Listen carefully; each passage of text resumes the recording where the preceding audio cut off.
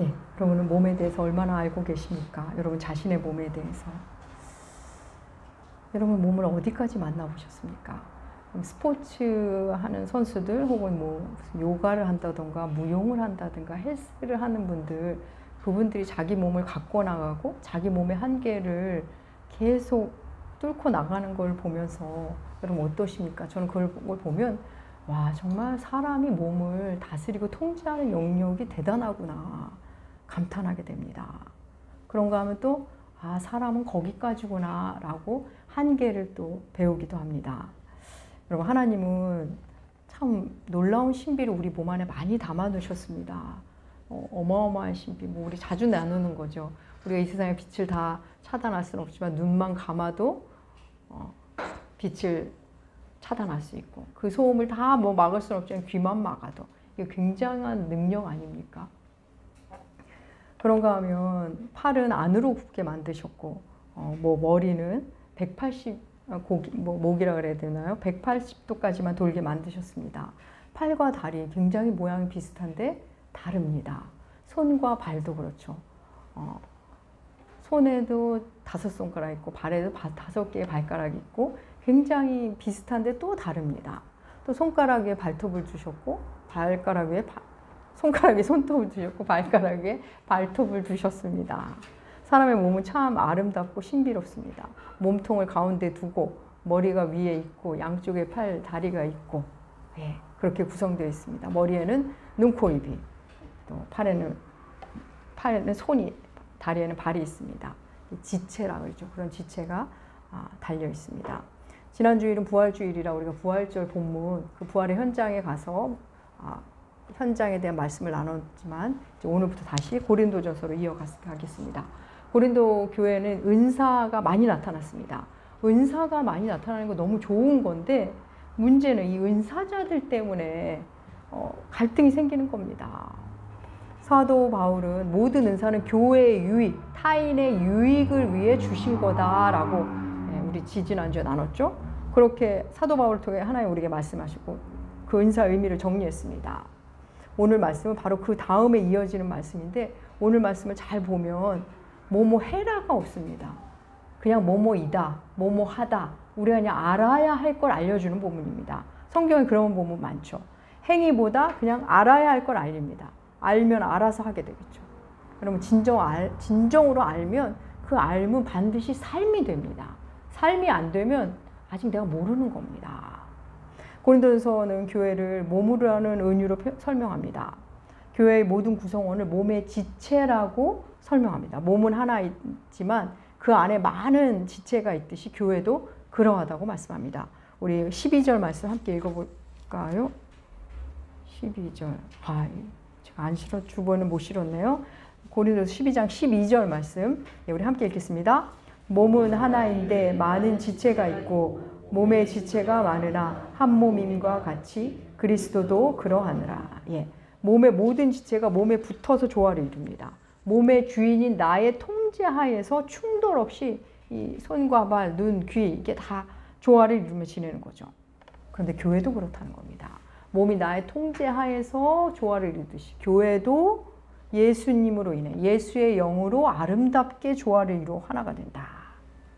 여러분, 교회를 하나의 몸으로 설명하는 오늘 본문, 그리스도인이라면 교회에 속한 그리스도인, 모든 그리스도인은 교회에 속해야 되죠. 그런 그리스도인이라면 반드시 기억해야 할 말씀입니다. 몸의 지체가 서로 질투하고 시기한다면 어떨까요? 말이 안 되는 거죠. 고린도전서가 우리에게 이렇게 예를 듭니다. 15절과 17절 말씀 주보에도 실었습니다. 함께 읽겠습니다. 만일 발이 이르되 나는 손이 아니니 몸에 붙지 아니하였다 할지라도 이로써 몸에 붙지 아니한 것이 아니요 귀가 이르되 나는 눈이 아니니 몸에 붙지 아니하였다 할지라도 이로써 몸에 붙지 아니한 것이 아니니 만일 온몸이 눈이면 듣는 곳은 어디며 온몸이 듣는 곳이면 냄새 맡는 곳은 어디냐. 예. 뭐 사실 설명이 필요 없죠. 읽으시면 의미가 다 뭐 어려운 거 하나도 없을 겁니다. 근데 발이 나는 손이 아니니 여기 붙어 있지 않겠다. 귀가 나는 눈이 아니니 여기 있지 않겠다. 근데 이 말 안에 뭐가 들어있죠? 발이 손을 약간 부러워하는 것 같지 않습니까? 귀가 눈을 약간 질투하는 것 같지 않습니까? 몸끼리, 지체끼리 질투하면서 떨어져 나가겠다 하면 어떨까요? 그런가 하면 온몸이 눈이면 듣는 곳은 어디며 온몸이 듣는 곳이면 냄새 맡는 곳은 어디냐 말하죠. 예, 눈이 예쁘다고 예쁜 눈을 다 얼굴에 다 눈만 있다면 어떨까요? 말도 못하고 듣지도 못하고 그냥 괴물이 되는 겁니다. 몸의 지체도 각각 고유의 영역이 있죠. 손을 아무리 음식에 갖다 댄다고 해도 아무리 주문들럭댄다 해도 손으로 음식을 먹을 수가 없습니다. 그렇죠? 그리고 아무리 예쁜 사진, 그림을 보려고 귀를 갖다 댄다고 해서 볼 수가 없습니다. 몸의 지체는 각각의 고유한 역할이 있습니다. 우리나라 동화 중에 입이 똥꼬에게라는 제목의 동화가 있습니다. 입이 내용은 뭐 아주 애들 그림책이니까 입이 자기 자신에게 굉장히 흡족합니다. 입이 나는 말도 할 수 있고 노래도 할 수 있고 뽀뽀도 할 수 있고 촛불도 끌 수 있어. 내 안에는 혀도 있고 이도 있어 하면서 말을 계속 조절조절 자기가 만족하면서 자랑을 합니다. 그러자 코가 자신은 신선한 공기를 마실 수 있고 좋은 냄새 나쁜 냄새를 내가 맡지. 그러자 귀는 나는 이런저런 소리를 들을 수 있어. 좋은 소리 나쁜 소리 들을 수 있지. 그러자 눈, 난 아름다운 곳을 볼 수 있어. 자랑을 합니다. 입이 하루에도 몇 번씩 맛있는 음식을 갖다 두는 손을 좋아합니다. 또 맛있는 음식이 있는 곳을 데려가는 발도 좋아합니다. 그런데 입이 몸 중에서 싫어하는 곳이 한 곳이 있습니다. 바로 똥꼬입니다. 자기 몸에 똥꼬가 있는 게 싫었습니다. 입은 개가 싫었습니다. 똥꼬가 방귀라도 끼면 눈은 눈살을 찌푸리고 코도 실룩거리고 입은 창피했습니다. 입은 더러운 똥꼬가 있다는 게 싫었습니다. 똥꼬는 아무 말 없이 얘네들의 말을 듣고 있습니다. 그러다 어느 날 자기 할 일을 안 하기로 요청합니다. 어떻게 될까요? 음식을 먹어도 바깥으로 나가질 않는 겁니다. 이 몸에서 무슨 일이 일어났을까요? 온몸이 날립니다. 똥들이 역류하고 온몸이 붓고 냄새나고 염증이 생깁니다. 눈도 벌개지고 콧물이 계속 나고 귀는 먹먹합니다. 입은 똥꼬가 일을 안 해서 그렇게 된다는 걸 알게 되고는 조치를 취합니다. 손에게 똥꼬를 좀 제대로 닦아주고 잘 달래주라고 말합니다. 그래서 정말 깨끗이 씻어주고 이제 모든 몸이 제자리를 찾았다는 그런 이야기입니다. 여러분, 우리 몸에 필요 없는 것, 쓸모 없는 것은 하나도 없습니다. 하나님께서 친히 디자인하신 몸입니다. 근데 놀랍게 고린도전서는 교회를 이 몸에 비유합니다.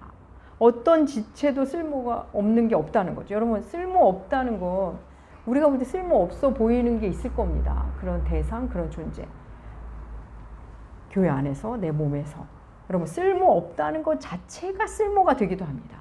여러분, 쓸모 없는 존재를 어떻게 대하는가를 보면서 나를 만나게 될 때가 있습니다. 내게 아무것도 주지 못하고 쓸모 없다는 말을 할 수밖에 없는 그런 지체, 또 그런 구성원. 그거 자체가 쓸모입니다.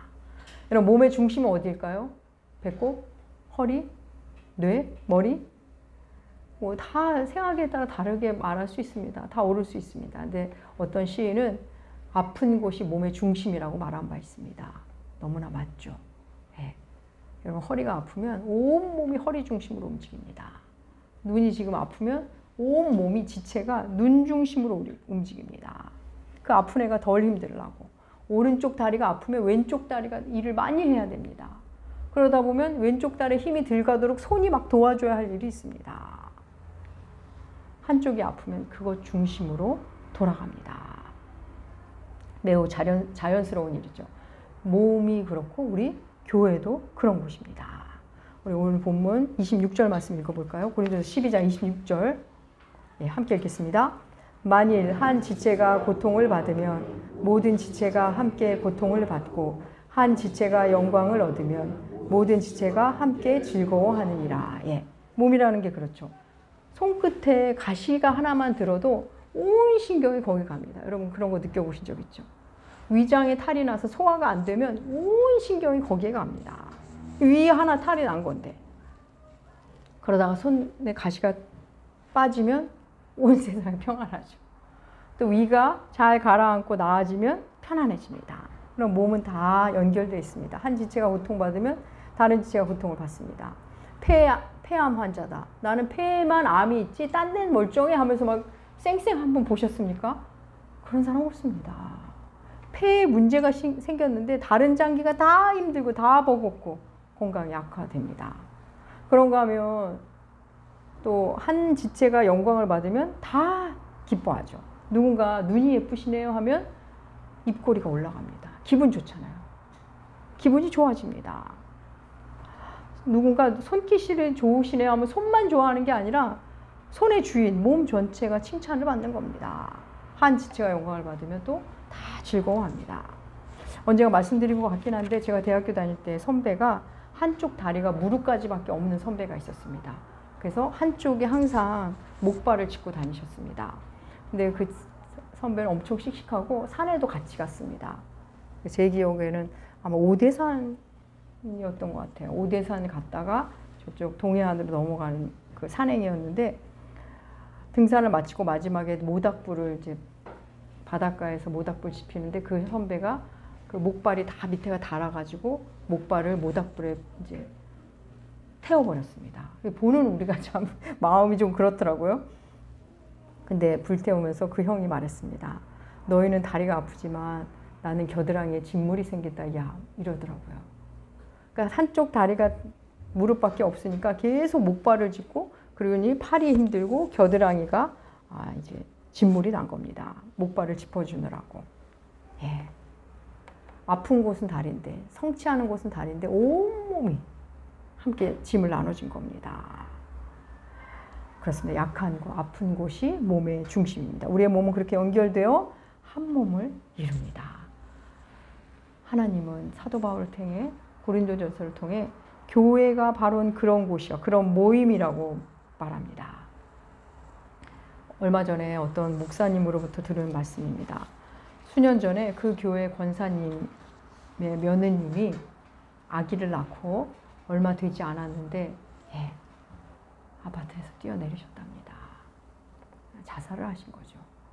이 갑작스러운 일로 그 아이가, 갓 태어난 아기가 권사님 집으로 오게 되었습니다. 이제 목사님과 교회에 알렸겠죠.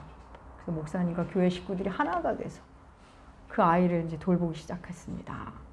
사실 아이도 아이지만 우리 권사님, 그 맨날 헌신하고 함께하는 우리 권사님이 어떻게 될까봐 낙심할까봐 목사님과 사모님, 교회 식구들이 서로 번갈아가면서 그 권사님네 집에 가고 권사님을 불러내고 맛있는 거 사주고 아이를 돌보고 그렇게 수개월을 함께 했답니다.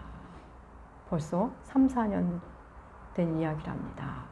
큰 아픔 중에도 교회가 한 몸임을 보여주는 너무나 슬픔 가운데 드러난 교회의 힘이 아닌가 싶습니다. 오늘 말씀드린 대로 오늘 말씀 뭘 해라가 없습니다. 뭐뭐이다. 그걸 좀 더 깊이 말하면 알아라는 거죠. 이걸 알아라.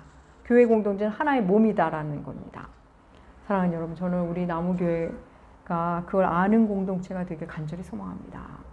이런 교회를 아무리 오래 다니고 열심히 다녀도 교회 지체로 살지 않으면 경건한 건강한 신앙생활을 할 수가 없습니다. 교회가 한 몸이고 내가 그 안에 지체라는 것.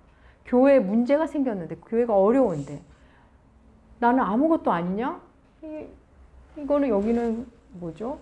불감증이 걸린 겁니다. 신경이 끊어진 겁니다. 교회 지체가 누가 아픈데 아무렇지 않게 그를 대하고 전혀 그를 걱정도 안 하고 기도도 안 한다? 나는 지체가 아닐 수 있습니다.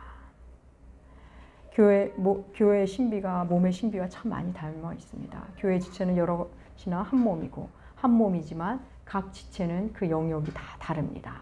우리 13절 함께 읽어볼까요? 고린도서 12장 13절 함께 읽겠습니다. 우리가 유대인이나 헬라인이나 종이나 자유인이나 다 한 성령으로 세례를 받아 한 몸이 되었고 또 다 한 성령을 마시게 하느니라. 유대인이나 헬라인이나 종이나 자유자나 다 한 성령 안에서 세례받고 한 몸이 됐다. 성령을 마신 공동체입니다. 오늘의 언어로 본다면 남자나 여자나 한국인 사장님이나 외국인 노동자나 진보나 보수나 배운 사람이나 못 배운 사람이나 교회 안에서 다 한 몸이라는 겁니다. 다양하지만 한 몸. 한 몸이지만 다양하고 하나면서 다르고 다르지만 하나고 다르면서 연결되어 있습니다. 여러분 교회처럼 이런 데가 없습니다. 성별 다르죠. 자라온 환경 다르죠. 고향 다르죠. 뭘 배웠는지도 다르죠. 가치관 다르죠. 직업 다르죠. 그냥 예수 믿는다는 거 하나로 가족이 되는 겁니다. 저는 엄지손가락이 굉장히 못생겼습니다. 친구들이 엄지발가락 같다고 얘기할 정도로 못생겼습니다. 그런데 누가 뭐래도 제게는 너무나 귀한 손가락입니다. 왜요? 제 손가락이니까. 교회도 그렇습니다. 세상에서는 세상에 나가면 무능하고 뭐 별로고 외면당한 왕따를 당해도 우리 교회 식구면 귀한 겁니다. 우리 교회 식구가 되면 귀한 겁니다. 왜? 우리 교회 식구니까. 여러분 자기 눈이 나쁘다고 자기 눈을 찌르는 사람 있습니까? 그런 바보가 있습니까? 그런 정신 나간 사람 있습니까? 눈이 시력이 나쁘고 오히려 영양제도 먹이고 뭐 눈 운동도 하고 또 아름다운 초록도 쳐다보고 더 노력할 겁니다. 그럼 무릎 관절 안 좋다고 자기 무릎 막 때리는 사람 있습니까? 더 마사지하고 더 달래줄 겁니다. 그렇습니다. 교회도 그런 곳입니다. 이어 고린도전서는 각 지체의 역할이 다르다는 걸 직분으로 설명합니다. 하나님께서 교회에 몇 가지 직분을 이렇게 주셨다. 사도, 선지자, 교사, 능력 행하는 자를 세웠다. 그러면서 이렇게 말합니다. 고린도전서 12장 29절과 30절 말씀 함께 읽겠습니다. 다 사도이겠느냐? 다 선지자이겠느냐? 다 교사이겠느냐? 다 능력 행하는 자이겠느냐? 다 병 고치는 은사를 가진 자이겠느냐? 다 방언을 말하는 자이겠느냐? 다 통역하는 자이겠느냐? 예, 아니라는 말씀이죠. 교회 안에 사도, 필요에 따라 하나님께서 사도, 선지자, 교사, 능력하는 자 세우셨지만 다 선지자일 수 없고 다 교사일 수 없고 다 능력하는 자일 수 없다. 기능과 역할이 다 다르다는 말씀입니다. 사도는 사도대로, 교사는 교사대로 다 역할이 있고 그게 직분에 다양하다는 거죠. 각자 할 일이 다르다는 겁니다. 여러분 손재주가 있다고 손이 발의 역할까지 할 수 없습니다. 발이 좀 빠르다고 눈이 할 일을 발휘할 수 없습니다. 주신 은사대로 역할대로 자기의 일을 성실히 감사하면서 하면 됩니다. 목사는 목사의 일을 하면 됩니다. 성도는 집사는 집사의 일을 하면 됩니다. 교사는 교사의 일을 하면 됩니다. 교회에서 부탁하는 일, 교회에서 필요해서 권면하는 일, 그 일을 하면 됩니다. 새신자는 그냥 섬김 받으면 됩니다. 사랑하는 여러분, 교회는 어떤 대단한 전문가가 모인 곳이 아닙니다. 그냥 예수님을 사랑해서 그네에 감격해서 한 주 한 주 모이는 사람들입니다. 예수 복음을 계속 배우고 삶으로 어떻게 해서든 살아내려는 사람, 교회 와서 자꾸 충전하고 주유받고 그러면서 나가서 배운 대로 살려는 사람들의 모임인 겁니다. 오늘 본문 교회라는 것은 이런 곳이다. 몸과 같은 곳이다. 그런데 누구의 몸? 주님의 몸. 그렇다고 이렇게 설명해 줍니다. 조금 달라도 한 몸이고 한 몸이어도 다양합니다. 그러니 은사로 왈가왈부할 일이 없다. 각자의 자리에서 자기의 역할만 하면 된다. 그 역할의 다양성에 대해 가타부타 할 일이 없다는 겁니다. 고린도 교회는 은사자가 많았는데도 은사가 충만했는데도 은사 때문에 참 갈등도 많았습니다. 여러분 고린도 교회 가장 큰 문제가 뭐였는지 기억나십니까? 1장에서 다 나오죠. 고린도의 가장 큰 문제, 파벌, 분쟁입니다. 오늘 본문에서도 얘기하고 있죠. 24절과 25절 말씀, 분쟁이란 단어가 또 나옵니다. 24절과 25절 함께 읽겠습니다. 우리의 아름다운 지체는 그럴 필요가 없느니라. 오직 하나님이 몸을 고르게 하여 부족한 지체에게 귀중함을 더하사 몸 가운데서 분쟁이 없고 오직 여러 지체가 서로 같이 돌보게 하셨느니라. 몸 가운데 분쟁이 없고, 몸이 완전히 고장나지 않고서는 몸끼리 싸우지 않죠. 손하고 발이 싸우는 거 보셨습니까? 오른손과 왼손이 서로 자기에게 상처 주는 그 정신 나간 사람이죠. 완전히 고장난 상태죠. 물론 내 몸을 향해 아쉬움이 있을 수는 있습니다. 내 팔다리가 좀 길었더라면, 내 눈이 좀 쌍꺼풀 졌더라면 더 좋았겠다. 내 얼굴이 좀 작았으면 좋겠다. 뭐 그런 아쉬움이 있을 수 있습니다. 우리 목사님이 좀 이랬으면 좋겠다. 우리 집사님들이 좀 이랬으면 좋겠다. 이런 아쉬움이 있을 수는 있습니다. 충분히 있을 수 있습니다. 근데 그걸로 우리가 도리어 성장하지 싸울 일은 아닙니다. 공격할 일은 전혀 아닙니다. 운동 중에서 가장 안전한 운동은 기구로 하는 게 아니라 내 무게를 이겨하는 운동입니다. 내 팔로 내 몸을 지탱하는 운동이라든가 내 발로 발을 이용해서 내 무게를 또 버티는 운동. 그러다 보면 그런 운동은 스스로 몸의 한계를 느끼기 때문에 크게 무리하지를 않습니다. 내가 할 수 있는 선에서 멈추게 되죠. 네. 몸의 신비입니다. 스스로 알아서 협력하고 돌봅니다. 여러분 교회도 그렇습니다. 하나님은 교회를 주님의 몸이라고 하십니다. 우리 그거 알아야 합니다. 그것을 모르는 채 뭔가를 하려 하면 할수록 도움이 되기커녕 위험할 수 있습니다. 염증을 만들 수 있는 거죠. 고린도전서는 교회 안에 은사 문제로 어려움이 있자 교회가 몸이다라는 은유로 설명했습니다. 그리고는 놀랍게 마지막에 이런 말씀을 우리에게 합니다. 오늘 본문 31절 말씀, 우리 함께 읽겠습니다. 너희는 더욱 큰 은사를 사모하라. 내가 또한 가장 좋은 길을 너희에게 보이리라. 여지껏 하라가 하나도 없었죠. 그냥 뭐뭐이다, 뭐뭐하다 알려주기만 했는데 마지막에 하라가 나온다. 하라. 뭐 하라? 사모하라. 무엇을? 더 큰 은사를. 그러면 내가 가장 좋은 길을 보여준다. 이런 말씀을 합니다. 여러분, 이런 은사 저런 은사로 유치한 씨름 그만하라고. 시간 낭비, 에너지 낭비 하지 말고 더 큰 은사를 사모하라 하십니다. 방언의 은사, 병 고치는 은사, 또 가르치는 은사, 내가 음식을 잘하는 그런 은사, 기획을 잘하는 은사, 여러분 그런 은사는 반드시 한계를 만납니다. 우리가 주님이 준 은사를 끝까지 건강하게 잘할 정도로 우리는 그렇게 훌륭하지 못합니다. 우리는 기어이 그 은사가 나중에 계속 말씀 안에 거하지 않으면 은사가 독이 되는 경우도 있습니다. 그 은사로 교만해지고 욕망을 채우는 일에 쓰기도 합니다. 그러니 그 모든 은사를 덮고도 남는 큰 은사, 그런 것과는 비교도 안 되는 큰 은사를 사모하랍니다. 이게 뭘까요? 더 큰 은사가? 13장이 무슨 장이죠? 사랑장. 그게 바로 사랑. 그러면서 사랑을 이야기합니다. 여러분, 교회 안에 분쟁이 있다는 것은 어떤 대단한 문제가 있다기보다는 뭐죠? 지금 교만하다는 겁니다. 지금 누군가가, 아니 어떤 줄기가, 교회가 교만하다는 겁니다. 교회 안의 문제는 반드시 그렇습니다. 내 안에 자꾸 불만이 생기고 갈등을 야기하다 지금 교만한 겁니다. 사랑하는 여러분, 우리 나무교회 안에 필요 없는 분은 한 분도 없습니다. 모두 주님의 몸 된 교회의 지체입니다. 교회라는 주님의 몸, 다양하지만 연합이 가능합니다. 연합하지만 개별적 아름다움을 다 존중합니다.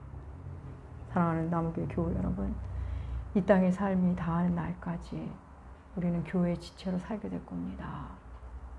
여러분이 건강한 신앙을 고수하고 말씀 안에 거하는 한 교회의 지체로서 살게 될 것입니다.